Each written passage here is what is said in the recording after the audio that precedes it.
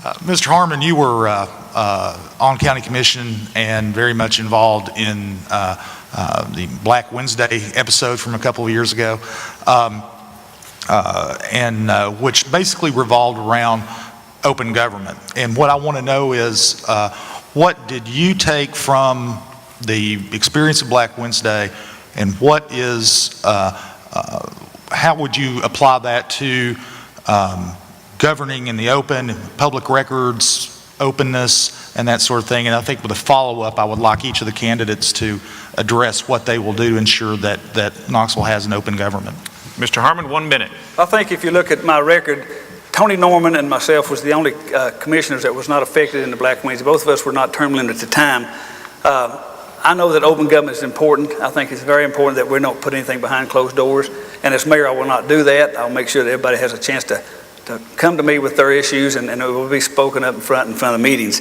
That was a tough time in the county commission history, if you look back, and a lot of people worked through it, and we learned a lot. I learned a lot. I served 12 years on city council, and never were we in that type of scrutiny where we had to watch, it just wasn't ever brought before. So I think it's important to make sure our government has open door policy, and I will do that, make sure everybody, all meetings are open to the public.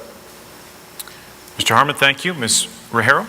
Well, public transparency and openness is not only the law, but it's the way that we should govern, regardless of the law. And my commitment could best be, demonstrated. As a county commissioner, we had an appointment for a school board member. Typically, it had been done behind scenes. Decisions were made behind closed doors. I, along with neighborhood groups and citizens through our district, had the first ever public forum for the appointment of a school board member. Over 150 people attended, and we ended up with a very strong candidate as a process. Mr. Holquist, 30 seconds to you. On City Council, we had to deal with the Sunshine Law and the requirements for transparency and openness in everything that we did. And I conformed to that law. Sometimes it feels a bit restrictive, and the state legislature didn't put themselves under it. But it's a good law, and it's an important reality that we have to acknowledge. Beyond that, again, I stated the Holquist plan at the beginning in my opening statement. And one of the 4 points is accountability and transparency in city government. And it goes beyond just the Sunshine Law and the requirements. It goes to the point, I will take it to the point of putting everything we do out there, measuring and putting and documenting and putting everything on the web so citizens know what we're about. Mr. Padgett, 30 seconds. There is nothing more important than open, transparent, and accessible government. I tried to show leadership when the pension plan committee was starting to meet, and they said that some of their meetings were going to be held in private. I went to City Council and addressed City Council and the mayor, asking that they open up all meetings to the public. I'm a big believer that sunshine truly is a great disinfectant. Do you see the Ridgetop Hilltop Development Plan preserving Knoxville or hurting growth and development? Well, I believe the Ridgetop Hillside Plan, it will be an asset. A strong plan will be an asset. It will protect our natural resources. It will protect the scenic beauty about which we base our recruiting on. And I'm a supporter of property rights at the top of the hill and a supporter of property rights at the bottom of the hill. And as a result, we need to have the right restrictions, the right guidelines, so that we can have quality development at the top and it won't negatively impact development at the bottom. Many of us have faced flooding problems from stormwater runoff, and that is a critical issue. We must enforce our regulations, both our construction regulations and our stormwater regulations, and we must make sure that we have the proper regulations in place so that we can continue to have great development and we can have good results at the bottom of the hill. Mr. Holquist, 30 seconds. Well, as you know, I served as the city co-chair of the Ridgetop and Hillside Protection and Development Task Force, the Joint City-County Task Force, along with County Commissioner Tony Norman, and dedicated part of my life for 3 years, along with all the other task force members. I support that effort fully. I'm glad that we're working through it still with County Commission and City Council. The process is not always smooth, but I think the outcome is going to be good. The plan is solid. It may need to be adjusted around the edges, but it's a solid plan, and it's just a plan. Mr. Patchett. I didn't support the first hillside ridgetop protection plan because I thought it was too aggressive and started at too low of an angle. But I do support a hillside and ridgetop plan. We need a plan that brings in all the stakeholders as we're doing today. A plan that protects everyone's property rights and a plan that does promote smart growth so we can continue to grow jobs in our economy over the next few decades.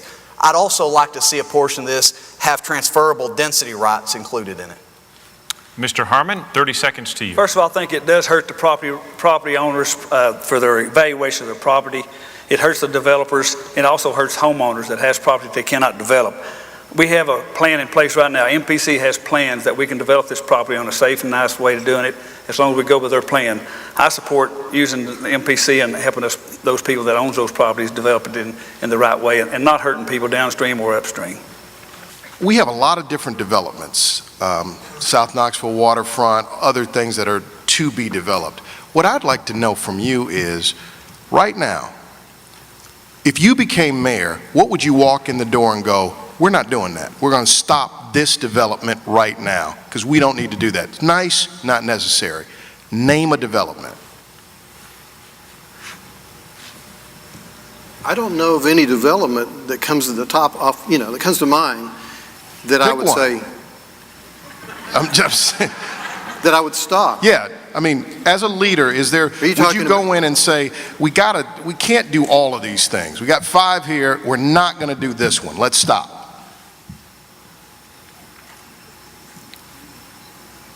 You're talking about city projects. Yeah, not county, city. I mean, city of Knoxville projects. Yes. I can name you developments that I would support.